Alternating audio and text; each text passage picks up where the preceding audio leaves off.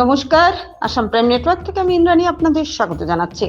এবার গাড়ি সহ দুই নেশা পাচারকারীকে আটক করলো বাগবাসা থানার পুলিশ। জানা গেছে সোমবার রাতে পুলিশের রুটিন তল্লাশির সময় বাগবাসা নাকা পয়েন্টে AS 10A2075 নম্বরের একটি অল্টো গাড়ি আটক করে পুলিশ। সেই গাড়িতে তল্লাশি চালিয়ে পুলিশ 6টি সাবানের বাক্সে হেরোইন উদ্ধার করে। সাথে আটক করা হয় দুই যুবককে। ধৃতরা হলো সাহেব আক্তার, বয়স 25, পিতা আমিন মিয়া ও মোশাররফ হোসেন, বয়স 23, পিতা মোনা মিয়া, বাড়ি সোনামুড়া, রাঙামাটি, ওয়ার্ড নাম্বার 4। এই বিষয়ে পুলিশ থেকে জানা গেছে উদ্ধারকৃত নেশা সামগ্রীর আনুমানিক কালোবাজার মূল্য 16 লাখ টাকা হবে।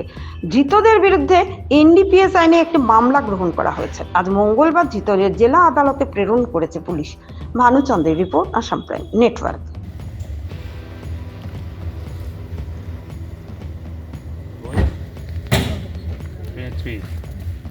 Same address.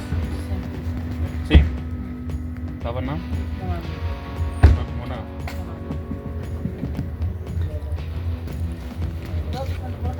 Lead. Acha lead.